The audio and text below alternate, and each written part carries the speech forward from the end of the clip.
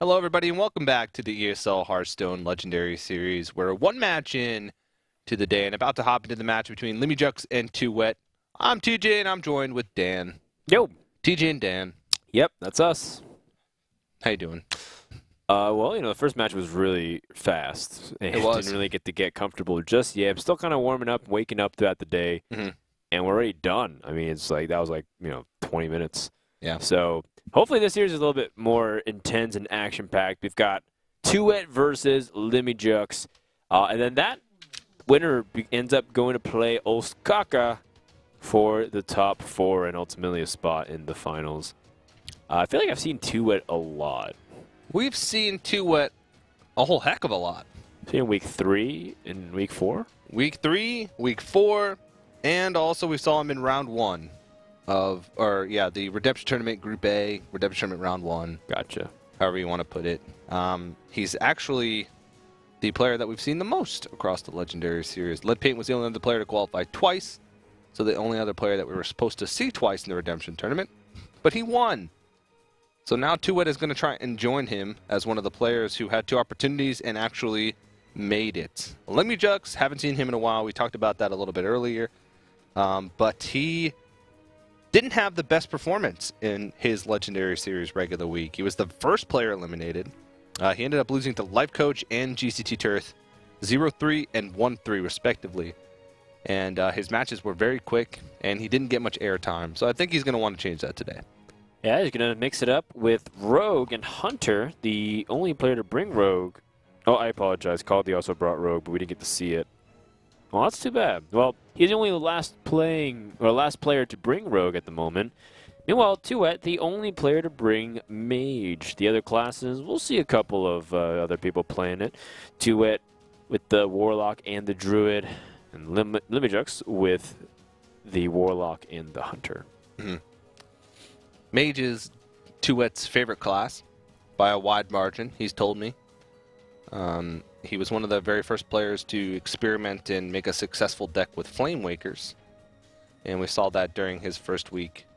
And the last time we saw him, he actually brought an interesting tempo mage that topped out really heavily with lots of big creatures. So it was like a mix between a tempo and a value mage. But we'll have to see. First matchup is going to be Druid versus Hunter.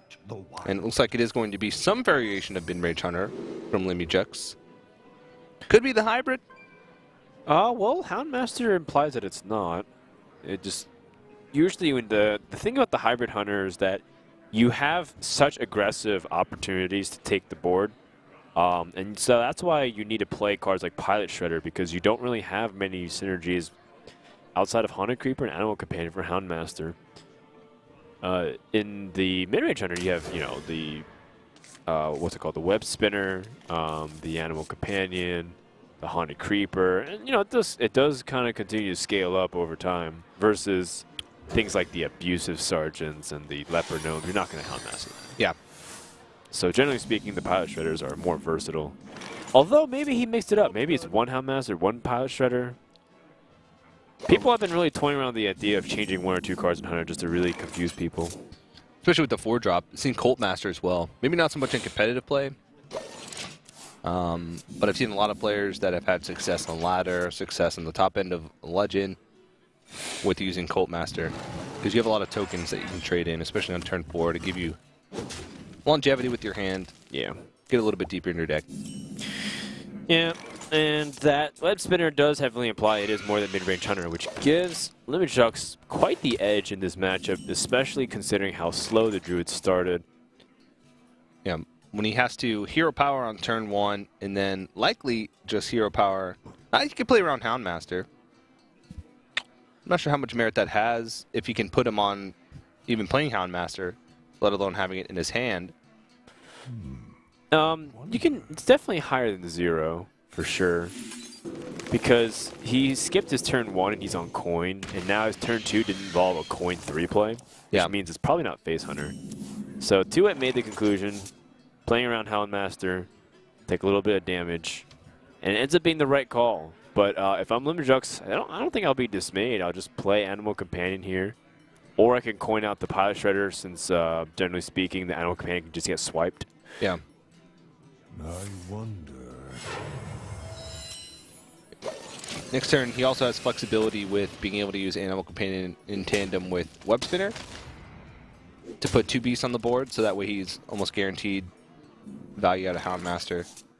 Also, like you said, if you're wrathing into a Haunted Creeper, it also could imply that you have swipe available to make the board a little bit easier to swipe, so that way your turns later on aren't awkward, where you have to attack into the Haunted Creeper first in order to set up a better swipe. We'll use the swipe now, and out comes a Succubus. That is tough. That was really good for Liimujx. Place a 4-3 with the 4-3. The only thing that probably could be better is if it was a strong beast. Like the Scavenging Hyena or the River Crocolisk. Or the Dire Wolf Alpha. The strongest of beasts. Yeah. By far. Because he's no beta. Yeah. Well, what do you do here? I guess you can charge down the Liimujx. Try and fight for the board pretty aggressively. You don't want Liimujx to be buffing those other minions because Sludge Belcher and the Druid of the Claw become a lot weaker due to these buffed minions. This is really difficult. But at the same time, he does have some tools to help stabilize over time. He's got 2 Keepers of the Grove, which are very useful. And he still has the initiative to go first before his opponent. It's 2 turns before his opponent plays high main. Mm-hmm.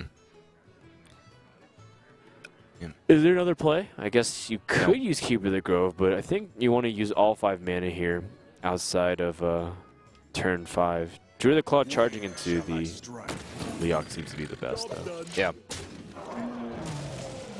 Either way, it's going to be like a 2-for-1 trade in the end. But leaving Liimujx up opens him up for more possibilities. If it makes you feel any better, TooWet, you could assume that Succubus was a 2-3 instead of a 4-3, because I think the outcome might be the same if his opponent plays a Houndmaster. Yeah. So it's like, yeah, even though it's a Succubus, okay, it ended up not really doing too much anyways. Make his day a bit brighter. You can actually trade in the Web Spinner as well. With the Houndmaster. Oh! Slightly better stats, but you lose the Beast synergy if you need it to kill command. Dire Wolf Alpha. Yeah, it's not bad. I like it. In mid-range Hunter, some players choose to opt to put it in. I know Death Star V3 really likes to put Dire Wolf Alpha in his deck. The 3rd Death Star. Yep. Not or to be Death confused. Starve. Not to be confused with Death Star V 2.8. I called him Death Starve at first because I thought the V3 was like a VE. Oh, really? Yeah. Did he correct you, or? Because I've actually never clarified. No one corrected me, and I looked like an idiot, like usual to you, Are you happy? Is that what you wanted to hear? Well, maybe one day Death Star V3 will come out and say, you know, my name's supposed to be Death Starve, right? And then everybody will be like, Dan knew all along. I actually met Death Star, though. He's a really fun guy. Yeah. Very passionate about card games. Mm-hmm.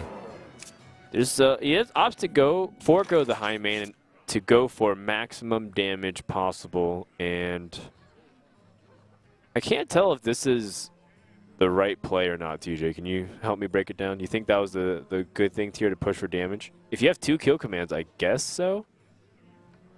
Yeah. I suppose because if you don't play Direwolf Alpha, it's too easy for your opponent to play high main, or you play high main and your opponent eats up one of the 4-3s, and then you can't get through efficiently on the next couple of turns, right? This spreads out your damage, but it also makes it really hard for you to play your high mains.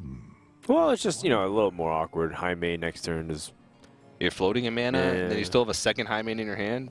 I don't know if there's really any opportunities where I have an advantage on board and in the game and not play high main on turn 6. But I'm not a golden hunter. And let's pray you never will. So one of you Savage Horde to clean up here. He's still taking a lot of damage either way. Almost too much. So the hero powers gains 1 health. Wow. Oh! Whoa. That hurts. I think that's game. Liimujx looks thoroughly confused. Well, he just kill commands. That's Yeah. game number 1. Well, it's a rough matchup from the start. Yeah, it's not from going to be TooWet. one that TooWet was optimistic in the first place. This is a really difficult one to overcome because of all of the pressure that's dealt with the mid-range hunter and the tempo that's gained back. Liimujx is still confused. Look at him. He's furrowing his brow. Just straight up, like, can't even begin to comprehend what his opponent just did. But I guess that could be equivalent to your opponent conceding.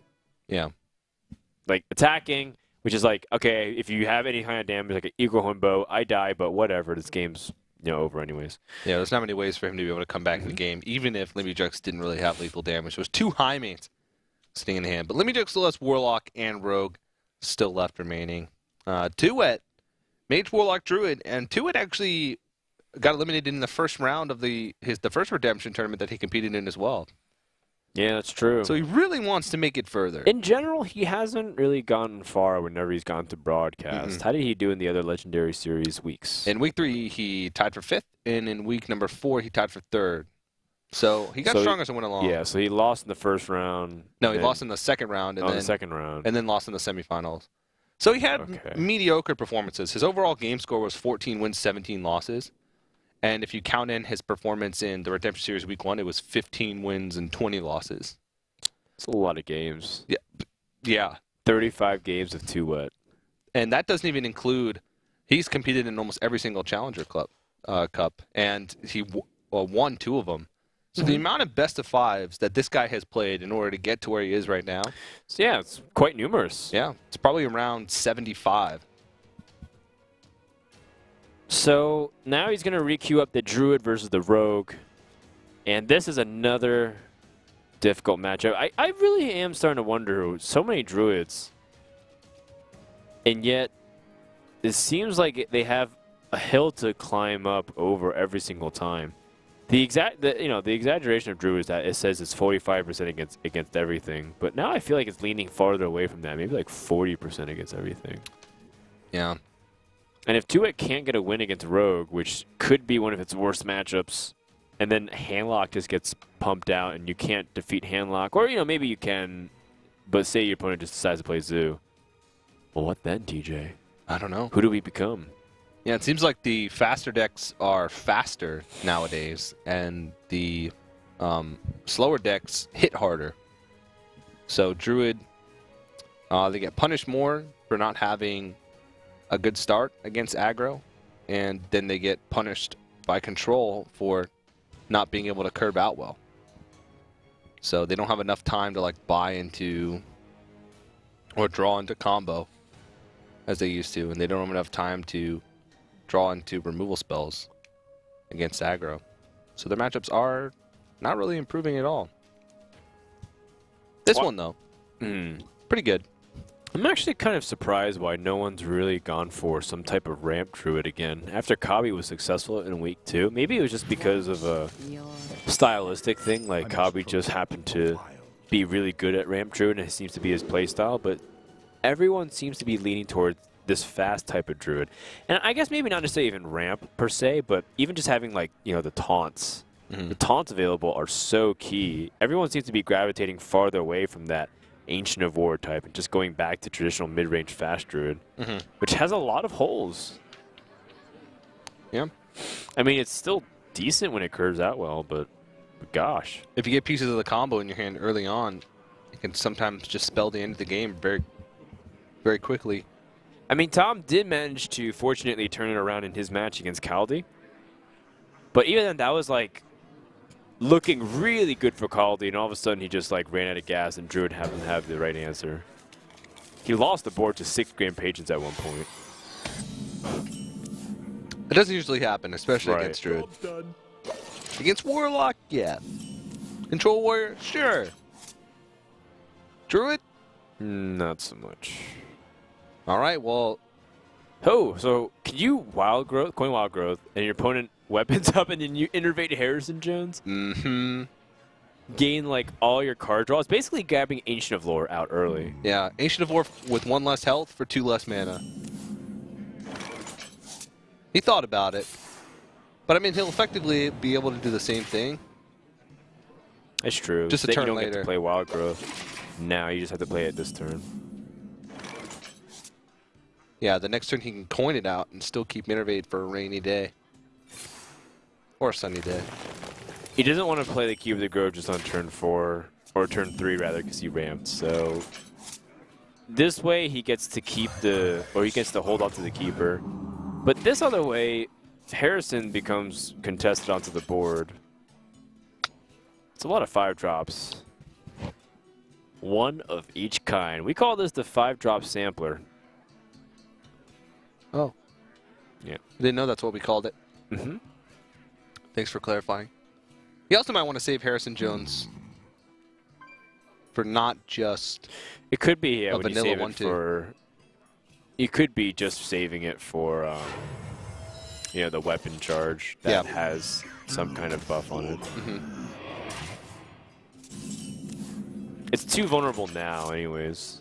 Whoa. You can deal with it with a prep fan or prep oil. Yeah. Prep oil is not too awful, I think. If you prep oil, you can actually use the SI7 agent. So If you prep fan, you can do that as well. But it doesn't fit the curve as well. So the SI7 agent allows you to push through with damage. Everything is just slightly overkill, though. This guy's tough. And then Keep of the Grove should be able to allow it to stabilize. Yeah. Of course, the opposite of it is, well, this is probably the time to use Harrison Jones, because if you play Keep of the Grove, you're just going to trade into it. Mm-hmm. So, does that weapon belong in a museum, or will this the wild be safeguarded? That is the question. He also has a chance, if he plays Harrison, to draw into Wrath. Ooh, I like that possibility. So he can innovate out of Wrath. Whereas Keeper is floating in mana. And like you said, it just gets eaten. Traded into. Devoured. Valyr's a cannibal. It is. It's rough. It's rough being a card in Hearthstone. You just keep dying and getting revived all the time. Yeah. What to do? But it's okay. Cards don't have feelings. Except in Yu-Gi-Oh! Then all of a sudden they become like these really crazy characters with emotions and stuff. I like Harrison Jones. I think Harrison's pretty good, but Keep of the Grove... Keep of the Grove does two things. It kind of gets rid of the weapon charge at the same time. Yeah. Doesn't it? I suppose. The thing is, now what are you saving this Harrison Jones for? The thing about Harrison is that it increasingly gets a little bit more awkward as time goes on, because Rogue can answer it easier since they have more mana. The thing about it early on was that Harrison was a 5/4 body hitting Rogue every single turn. Yeah. Keep of the Grove, the one thing about that play is that Keep of the Grove doesn't have many great uses against Oil Rogue. Usually the only times you get use out of it is when you're silencing an Edwin Van Cleef or silencing an oiled target. But a lot of times when you go for an oiled target, it's either small enough for you to be able to remove in other ways, or they're killing you on the same turn that they're doing it. 8 mana available. Everything is a little off just because of the odd numbers. So, TooWet has held on to Harrison this long. Sees his opponent hasn't used it yet. Force of Nature would allow him to clear. Force Nature Innervate is a full clear, and Keep of the Grove ends up surviving. I don't even know if he wants to use. There's a 4 damage weapon. Yeah, it's true. The damage onto the Keeper of the Grove might be Overkills. wasted. Yeah. But he does have Fan of Knives, so. What is he saving it for, though? Because if he plays Ancient of Lore next turn, then he can just attack and then Fan of Knives and clear the board. Unless he's going to use Harrison now. But Harrison is just... Harrison's actually okay, because you remove the weapon and you challenge the 5/5. Yeah, you're not going to be able to do anything with the card that you draw. Yeah. But then the Ancient of Lore... Like, the Ancient Lore wants to come down now, because it's really expensive, and you get 2 cards as opposed to 1. And it's a slightly better body. But you do take out that weapon. Who are you Or to you don't tell take the out that Ancient weapon. of Lore what he wants? Well, TooWet is. I wonder. I guess so. Right. He's just a puppet in TooWet's plan. See, words like that just shows that you don't believe in the heart of the cards and you don't believe in your deck. You're right. I was watching the reboot of the series. They actually have something called 5DS now, where they duel on motorcycles. I'm not even kidding you, dude. That's literally how every duel happens. They go on motorcycles, and the faster they drive, the more powerful their cars get. Like, it sounds like I'm making it up, right? Yeah. But here's even the worst part. It's actually really fun to watch. I enjoy it a lot. It's a great show. Well, we know that's not a next step for Hearthstone. No, it definitely is. Can you imagine? No, damn. Amaz versus Reynad in the Legendary Series Finals on motorcycles in a Ducati, and the loser just explodes like they do in the show. Now that's a Hearthstone tournament. Here at ESL, we do not condone playing Hearthstone while you're driving your motorcycle. Are you kidding me? It's perfect too. It's on the phone. It's on mobile. All we need is a hologram device to come out of the iPad. You're telling me Hearthstone isn't high keep. That's real esports right there. Combine NASCAR with Hearthstone, get the ultimate spectator sport. Americans will never stop tuning away.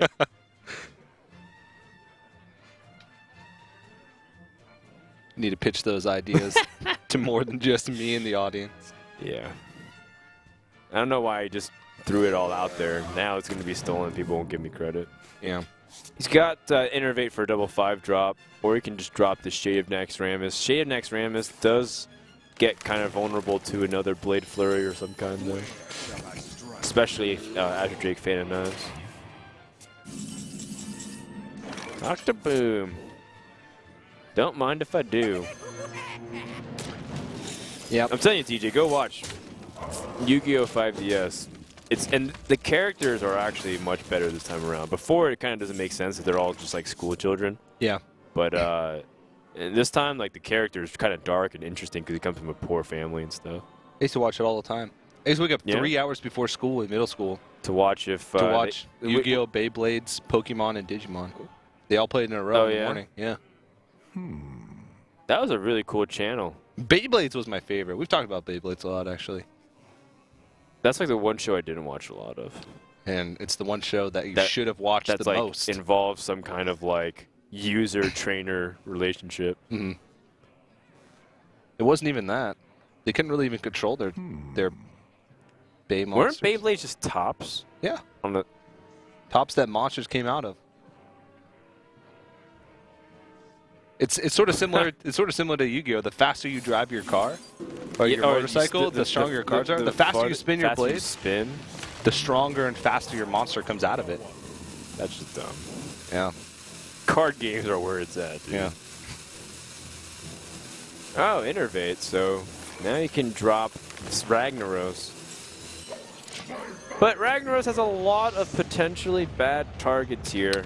I don't mind if he wants to try to go for maximum damage. Oh! And he hits Dr. Boom. He needed that. Got him. Really clutch moment there. I guess it's time to just Drake it up then. Yeah, it's going to be kind of weird if he doesn't draw into anything, any type of damage. Yes. Just because he doesn't have enough mana to like dagger up, re-deadly, and Blade Flurry after Drake. Yeah. And how's he going to deal with that Rag without like a sap? Punisher is pretty good. Yeah, puts more targets on the board for it. It's decent, but I think SI is a little bit cleaner play. This guy's toast. Because you can kill off the Drake. Yep. There's always a chance that this Rag ends up hitting the Boombot or ends up hitting the SI.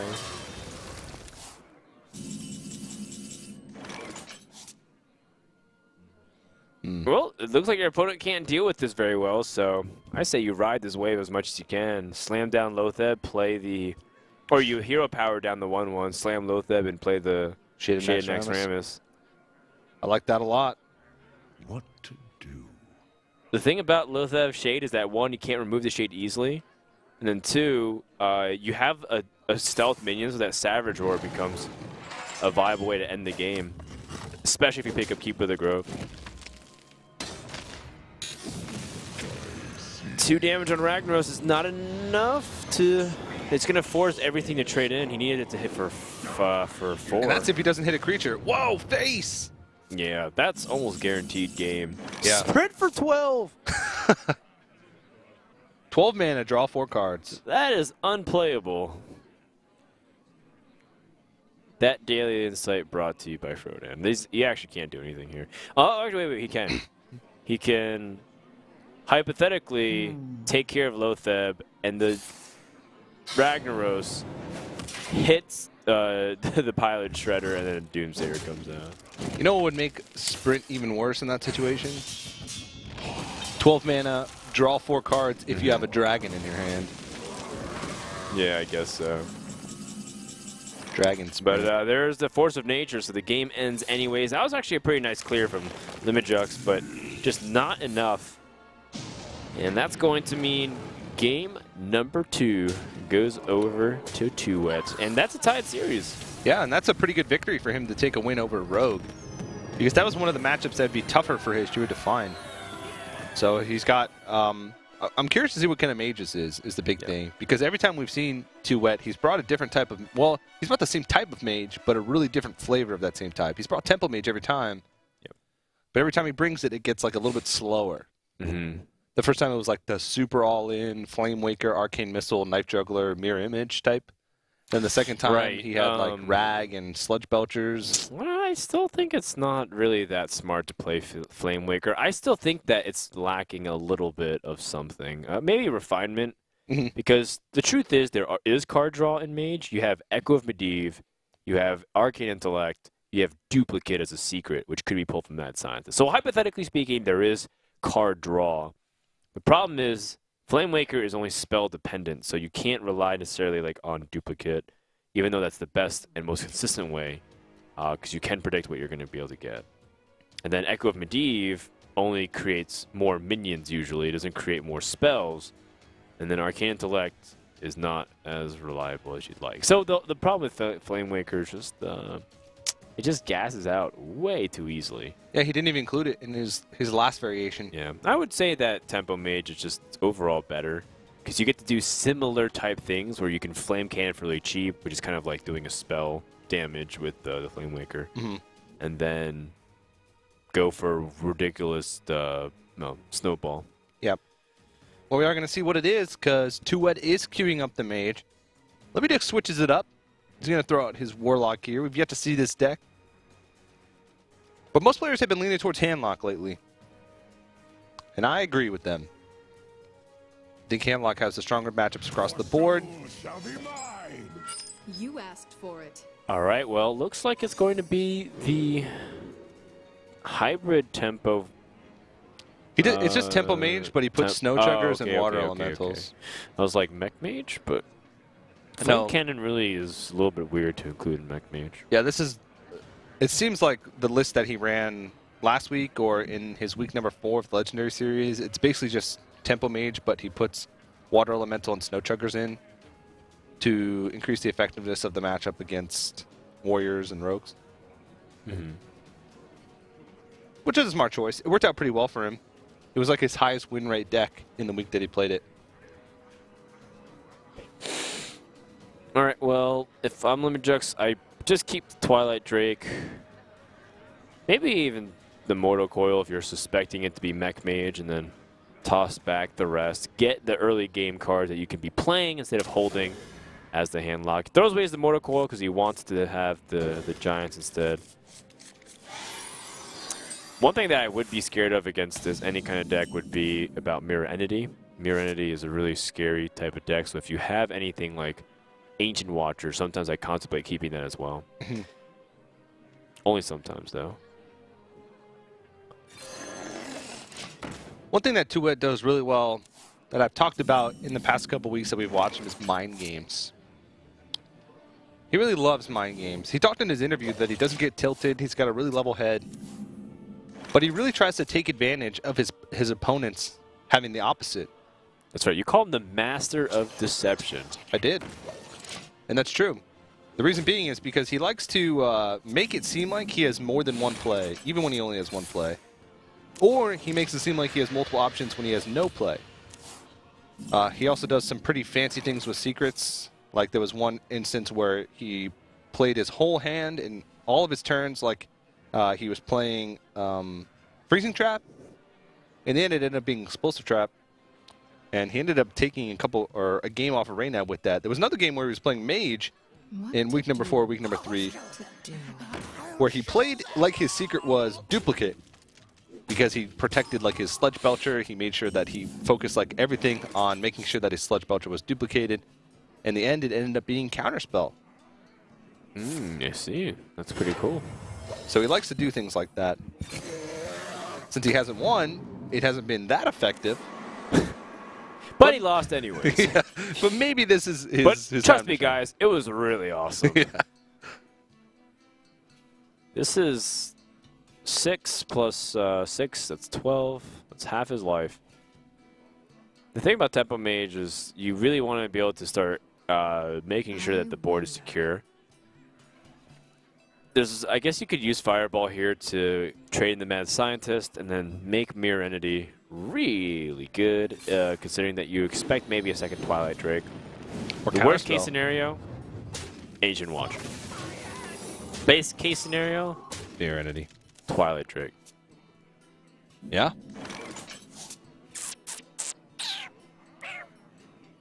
Void Caller. Sorry, that's my thinking noise. Yeah. Yeah. It also sounds awfully close to my mating call. So don't get confused, TJ. I know you looked at me like, wait, is it time? Oh, no, okay. It's not. I was very confused. Yeah. Do you let this Void Caller go, or do you just ignore it? Play Sludge Belcher? Well, we've talked about this quite extensively over this week and the past couple weeks that we've casted. It seems like it's always better to break it out on your terms. Unless Right. you have absolutely no way that you could possibly deal with it for your next million turns. That's an exaggeration. For your next 2 or 3 turns. is a long time, TJ. Hypothetically, I could use my hero power a million times and kill my opponent. Unless they have a million anti-kill bots. Or just a Mal'Ganis. Because they can't ping them. You can ping them out Ganis. Yeah, but they couldn't ping the face.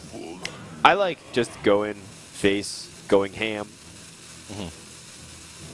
Yeah, when I'm not going ham on the core, I like going ham on the face. Yeah. I don't think a lot of people would get that reference. No, but the people who do will think it's really funny. Everyone else will be like, no, that's not funny. Cringe cast or sad, please. Like they always do. There's no demon in the hand, is there? I don't see it. Void Caller We haven't seen a demon at all. is effect. Oh, we saw Mal'Ganis in the opening hand. Oh, yeah. But that was the only one. Yeah. Unfortunately, Liimujx is in a little bit of an awkward spot. He's gonna fish. Maybe this could pick up a demon? No. And he ends up trading so that he doesn't lose it just to the hero power. TooWet's eyebrows did it. Interesting. This just got juicier. He's got Dr. Boom into Kale Thazad, into Boombot, into Boombot, into Boombot, into Boombot. It's pretty powerful. You know what comes after that, TJ? Another Boombot. What comes after that? A bunch of emotes saying, I'm sorry. I'm sorry. Thank you. I'm sorry. I'm sorry. Well played. I'm sorry. You have the perfect Hello. impression, but you also mix in Hello. the perfect amount of I'm sorry. salt and angst. Thank you. I mean, Molten Giant is not going to be that intimidating if you just make sure that it has to go through the 1-2 slime. Shadow Flame would be intimidating, though. Sure, but then you can play Kale Thazad. I guess it gets Siphon Soul. Then you're not that happy about it. Yeah. To be honest, it feels like since he's got 2 of them, Shadow Flame might be good. He's not worried about taking too much damage. It's true. Interesting. So he's playing like a classic Demon Lock Yeah. with Dread Infernals over Doom Guards. Hoi! Wow, that's nerve-wracking. Your Frostbolt ends the game. Oh, okay. Well,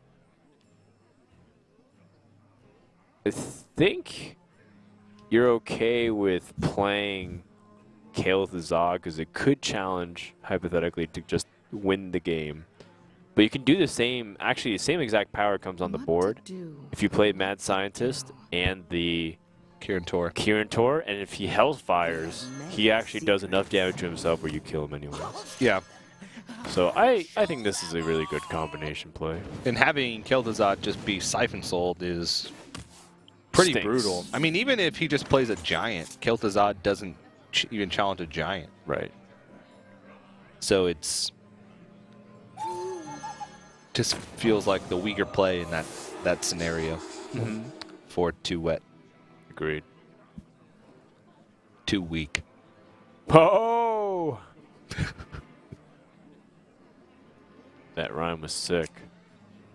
You know, in basketball, they describe a shot, like if someone's hitting a lot of basketball shots, Yeah. and they're like really hot streak or something, they call it wet. He's really wet. The shot was wet. Because it's like super smooth and like, because you know, if it like swishes through the net really easily, then it's like a very clean shot. Looks like a water, something going into Yeah, water. like a water drop. Yeah. So they call the shot was wet. What to do? It's pretty cool. I don't know why I told you that. I just felt like a sharing. Thank you. Made me feel a lot better. I love when you share things from your mind. It's an interesting Where place. else would I share it from? My your heart? Your hand? My hand. Like you could hand me a piece of paper or a candy. Is A it mint. just time to play Kel'Thuzad here, TJ? Just to get the revival on the Mad Scientist and the Kirin Tor? You get some pretty decent value. Yeah, Kirin because, Tor's colliding into this thing anyways, I think. yeah, and because your Mad Scientist is silent, so you can get the secret value out of it.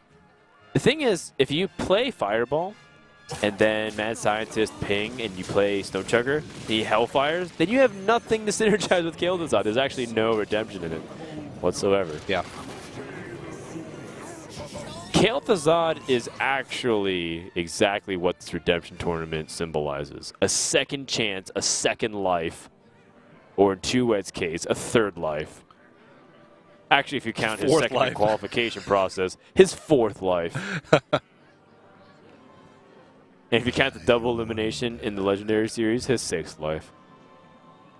Well, 1 week he didn't even make it. No. Yeah. Just kidding. I was going to say he didn't even make it to the playoff round, but in group stages yeah, with double as elimination. Eminem said, you only have 6 shots and 6 opportunities. Mom spaghetti. Which is too wet to eat anyways. Wet spaghetti. Wet spaghetti.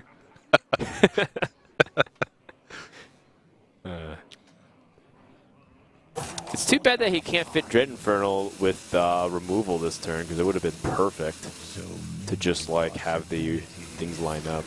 Yeah, I think he's just got a Siphon Soul here. Siphon Soul. Kill off the Kirin Tor. Cross his fingers for no Frostbolt. Ooh. He's 1 damage off lethal. And this is like his opportunity, because now he's just going to start chaining life gain. Healbot, Draxus. He's going to be able to stay out of. True, but the thing about Draxus is that it takes his entire turn, so it's like he's not gaining. He's only gaining as much life as on the board, minus 15. Or 15 minus whatever's on the board, sorry. Yeah. That would have been negative health. Yeah, because... Wait. If you have Mirror Entity and they play Draxus, you copy the minion too, right? At 315. So you have to be careful about that as well. Well, Water Elemental is actually Yeah, quite pretty tough powerful. to deal with. Yeah. It's very annoying. Might be... well, if he doesn't heal, he dies. But if he plays Dread Infernal Shadow Flame, he also dies. Sorry, if he doesn't clear the board, there's no point really in just healing. because he has no taunt givers. If he plays Anti-Keelbot, there's 7 on the board. You play anti-Keelbot in Shadowflame. Yeah. Take 4 power off. He'd be at 15 health with 3 power on the board. I don't know. I think I'd rather just Anti-Keelbot and Void Caller. Because the Void Caller lets you pull out the Dread Infernal. Oh, yeah. And then you can I was Shadow thinking- Flame it next turn. You can attack into the Water Elemental and Shadow Flame it. I was thinking he would have lethal with just Fireball, but it's not the case. Ooh, the counter spell is pretty nasty because it means Shadow Flame won't be alive anymore. You can also guarantee Mirror Entity. Granted, he has what's pretty standard for Temple Mages is 2 Mirror Entities and 1 counter spell. Right. That's a really good observation. What to do? He still also wants to attack to the point where, like, say for example, he charged all face and pinged. I think he's still set up for lethal next turn, right? Because it'd be 8 damage. Mm-hmm. So that's also something in his mind. But he does guarantee the Mirror Entity here. Yeah. Oh, well, he chooses to go it before playing Counterspell. Yeah, I mean, it doesn't really matter since it's the only counter spell. Usually just okay, 1. okay, gotcha. Yeah. Well, I mean, according to what you normally is, but... Yeah. Well, now because you played both, it's almost like well, he knows one of them's probably Counterspell. Yeah. So if he probably will try to avoid playing that Shadow Flame, he like might want to tap into Mortal Coil or something first and then try to Mortal Coil to get that absorbed. But he's also to the point where he's at low enough health where it's hard for him to play around things and still survive. Like, he has to spend 2 mana this turn on Ancient Watcher regardless. Right. Well, Ancient Watcher is good for Mirror Entity, and then you Defender. And that gives you room to tap. If he's holding 1 card, it could be Fireball, and then you can go into Draxus. Yeah. So I think you're okay actually tapping here. You die either if he draws to any kind of direct removal. Yeah. Oh, also something that you're scared about the possibility of Draxus being pulled out from the Void Caller. Yeah, that's actually a really big deal. If Draxus gets pulled out of the Void Caller, then Mage can just continue to push for damage, and you can't ever really play this Dread Inferno because it gets you closer to death. I wonder. So he doesn't tap because if his opponent pulled out Draxus, he would just die to a Fireball. Mm-hmm.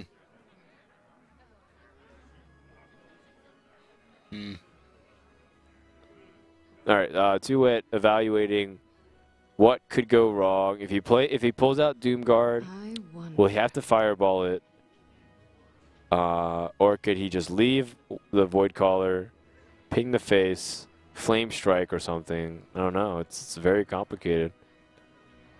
The Defender Argus really complicated things with the taunted Ancient Watcher.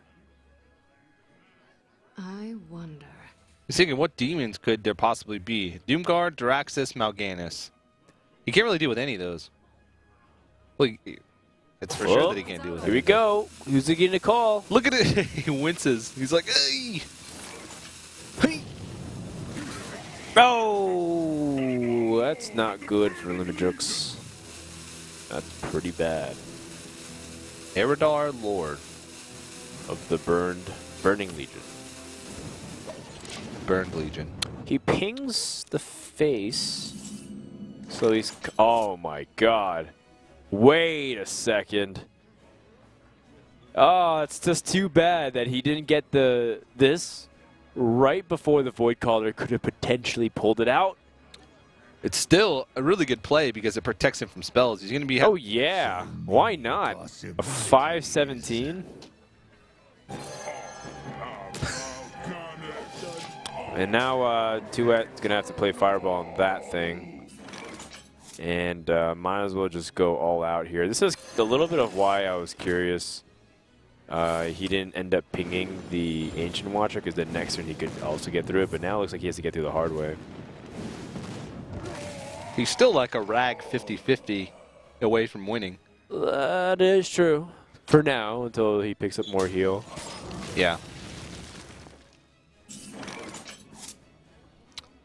Jiraxis has a lot to do. He's got to clean up, but for now, I mean, I think you just dropped Dread Infernal. Yeah, it doesn't really get you in range. You know both fireballs have been used. You know that if Ragnaros is a possibility, he could Right. ping and set up the 50-50 anyway. You're getting health effectively from Dread Infernal. You're netting 2 because you kill off the water elemental. You can't kill both unless you want to Shadow Flame this turn, which you can't because of the counter Spell, yeah.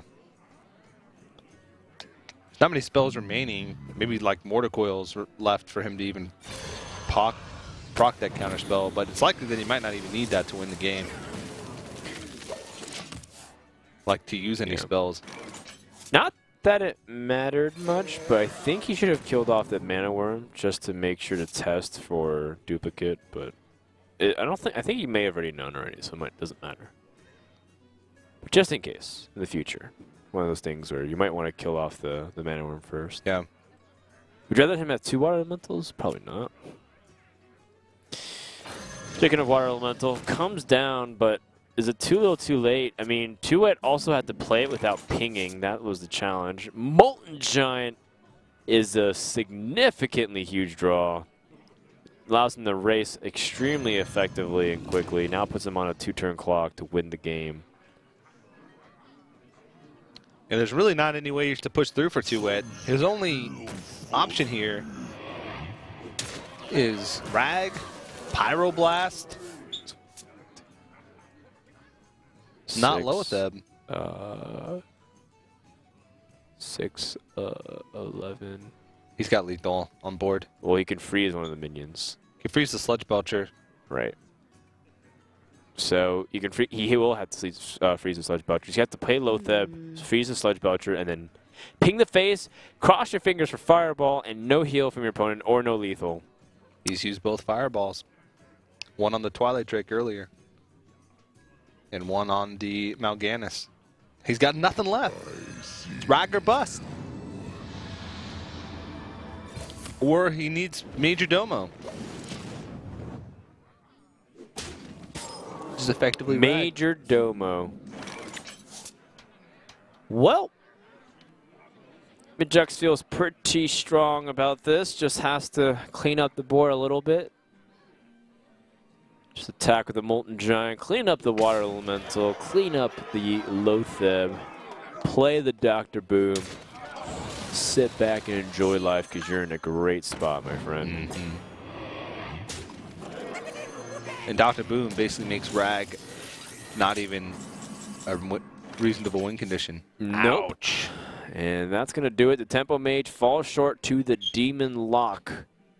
It's pretty cool. I heard Demon Lock was rotated out of the metagame completely because it just got out of control with how things have gone. So, so far, though, it's been performing pretty decently. Getting that win was very clutch. And now we go to game number 4 with a lead for TooWet. Climbing back in the series. Lead for Liimujx. Yeah. No, Liimujx lost. No. Huh? Oh, no, he won. Yeah. Oh, oops. Sorry, you're right. Yeah, Liimujx only needs to find a win now with Rogue. You're right. That's the only, and we've seen this Rogue earlier. How does Rogue fare off against like a Temple Mage like this? Well, generally speaking, the Rogue is really good at fighting back onto the board. Like, no matter how big you build it with stuff, it can always Blade Flurry. Yeah. So, in terms of tempo, Rogue is one of the kings or queens. We don't want to discriminate here. Or maybe, you know, one of those things where, like, they want to be called kings, too. Yeah. Because they want to be respected, equality and stuff. So, yeah, so Rogue is still one of the kings. Yeah. Of tempo. But then you run into the problem of gender equality where if they were called kings in the first place because they were men, then maybe they'd just want to be called queens. Because they think queens have equal power to kings. I don't know. I also recently just finished watching Fate Zero, where they put King Arthur as actually a female. And it was a very interesting take on stuff. Okay. I know you don't like anime, but it was a really good show. You're just calling me out in front of everybody. Well, you told me that you were, quote, the whitest guy you'll ever meet. Yep. The second whitest. Who's the first? I said I'm possibly the second whitest person in the building. Oh, then who's the first? You, Dan. Me? You. Whoa. Unstable Portals. My favorite card in Hearthstone. Is it? It is. It's got some really cool art. Where does he even pull the card from? It pulls it from some mystical planet. Or you know where it pulls it from? Maybe an unstable portal. Well, I mean, the portal is from where, though? I don't know. It's too unstable to know where it's from. Oh, come on. It's got a castle in the background. Especially in the art, too. It literally rips a whole dimension. Mm-hmm. That's sick. Yeah. You said before that... Like, it's interstellar! Literally! You said before that the epitome of esports is playing card games while you're driving really fast in motorcycles. But I think it's unstable portal. You, sir, are quite the meme. But Unstable Portal is about... Oh, hold on. I guess he has a couple plays the next turn. But Unstable Portal might rip him a new one. And that is a 3-mana 6/6. A 3-mana 6/9 worth of stats effectively, though. That's if you true. Can keep it, if you can have a creature on the board. I guess you play Kirin Tor Mirror Entity for the tempo, and then you make it a 4/6. Whoa! Is there a vanilla 4/6? I don't think so. Spectral Knight. I mean, it's not even really vanilla. Well, I asked if there was one. I know this one's not. There's a lot of 4/6s in the game. Yeah. Spectral Knight, Without any special effects. the thing that gives buff to the weapons, Smith, the weapon Spiteful Smith. Spiteful Smith, Drew the Claw. Van Cleef is his answer, but he's about to get bad news. That he's going to eviscerate on it, and that is why the Rogue is the queen of tempo. King of tempo? Both. The leader of tempo. You can do it without gender. Does the Mirror Entity copy because it's golden too, or does it give a golden Van Cleef because the original Van Cleef is golden? I think it's the mirror entity. Gotcha. Well, that plan was foiled. Now I guess you just set up Water Elemental. Just let your opponent trade into it. The thing about Liimujux's play is that he used a lot of resources, even though it did gain tempo. Pilot Shredder gets demolished by the deadly poison, and then whatever comes out might not even challenge Van Cleef. Water Elemental does drop, but it doesn't even kill off Van Cleef. So you're kind of in a similar position, but imagine you get to freeze the Rogue's face, and what comes out of the Pilot Shredder is a 3/3 minion. That's kind of effectively what you can evaluate it at. Yep. Mm-hmm.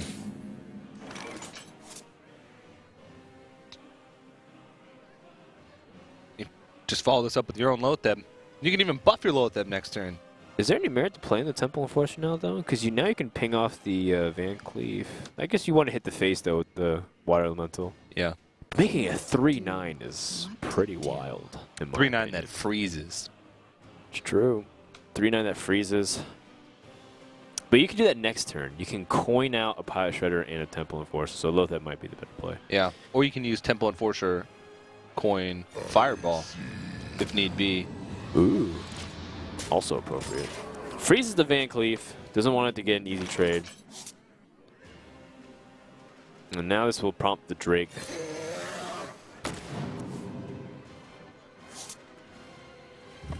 Antique Healbot.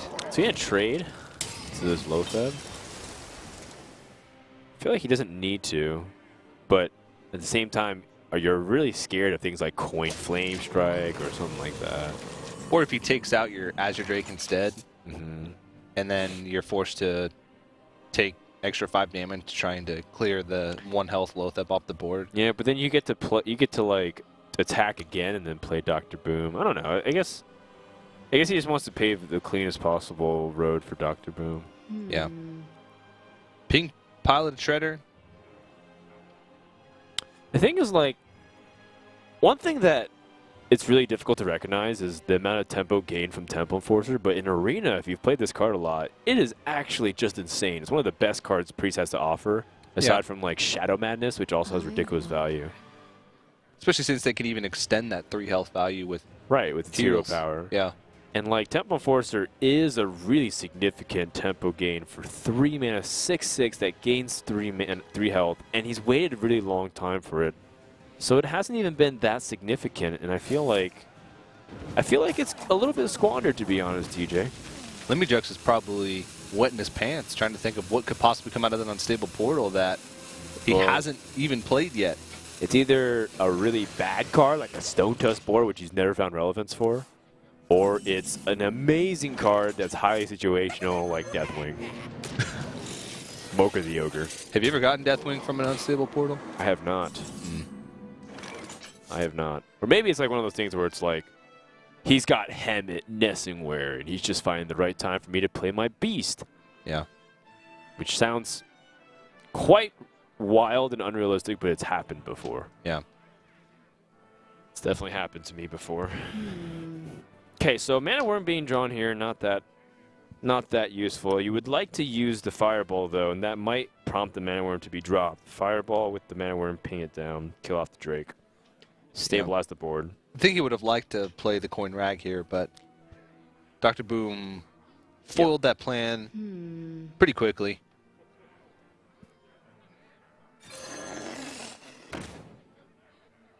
So now I guess you really have to evaluate and see what comes out of the Shredder, because you can't let that Drake live. Spell power is just so deadly on a road. These Boombops could do some work, though. Yes, especially considering that you have Violet Teacher to back up with Phantom Knives. Like, that's a very high chance that it kills off both these minions. You know what the worst thing is? When this Phantom Knives draws a backstab. Because, like, it's always one of those things where you're just like, God, if only you just were able to come to the opposite order. Ooh, that is some really weak Boombots. Only doing 1 damage. Let me ask you, if Dr. Boom's Boombots only did 1 damage guaranteed, I'd still play it. but you could target it, would that be... Whoa. Would that be... That'd be a weird mechanic, like Death Rattle, targeted Death Rattle? Yeah, it's like... I don't know. All of a sudden... Well, I guess I don't know how the game would make it. Maybe it's like gives you a card that's 0 mana, and then you... No, it casts as a spell, then. That's crazy. What if a Boombot's Death Rattle was put a Boombot in your hand? So you just spawn Boombots infinitely? Sounds balanced to me. Yeah, that's what I said.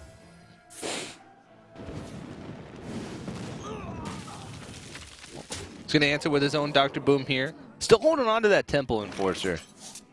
Yeah, and you might not need it for a while because he's got other big minions that can kind of get the job done. Rogue does have a Blade Flurry here, though. Ooh. And it's got a Farseer. I mean, this is an opportunity to seize the board once again. As long as these Boombots don't do too much, ideally 2 to the face for Liimujx. Not on the Violet Teacher. Okay, yeah. Wow, that's 2 times we've seen Dr. Boom and his Boombots be handled with minimal damage. Yep.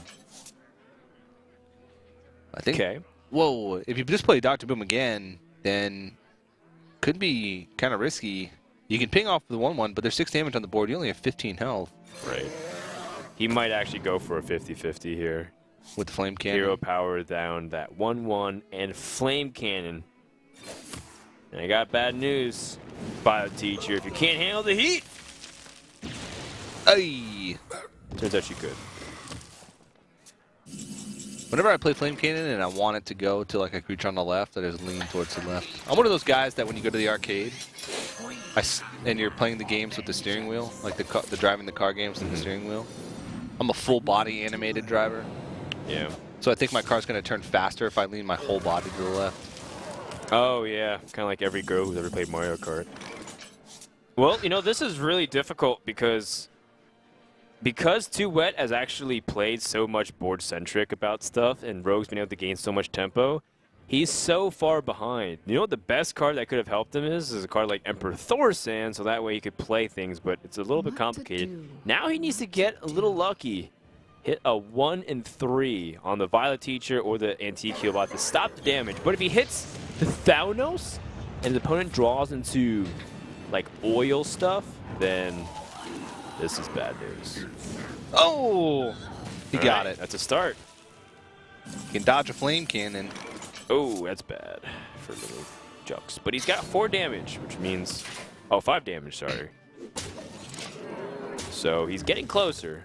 Yeah. Ever so closer. And, I mean, this Mage deck needs to pick up a lot of steam to either end the game or heal up and stay out of range.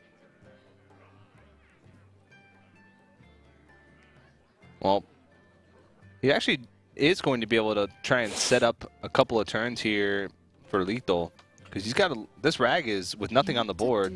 Not many cards in Liimujx's hand. He's not going to really be able to put creatures on the board to try and absorb these fireballs. Right. So they're going to be going to face. Well, he needs to hero power the 1/1 for sure. I think 8 mana. 8 mana gives him room to play Dr. Boom. Or if you want to load up on the most damage possible, play Harrison Jones into the Temple Enforcer. He's going to be so safe and fireball the Antique Healbot. I don't really blame him. Because if that 8 damage goes into the Antique Healbot, it's less effective than if 6 damage goes in. That is the game and the series. TooWet, unfortunately, is going to get stopped. And he has had so many chances to come to the Season 2 finals, but he gets denied once again. And Liimujx advances to the round 4. Yeah. Really well played by Liimujx. You have to feel for TooWet, but he did have a lot of chances. He played pretty well over the course of his runs through the Legendary Series.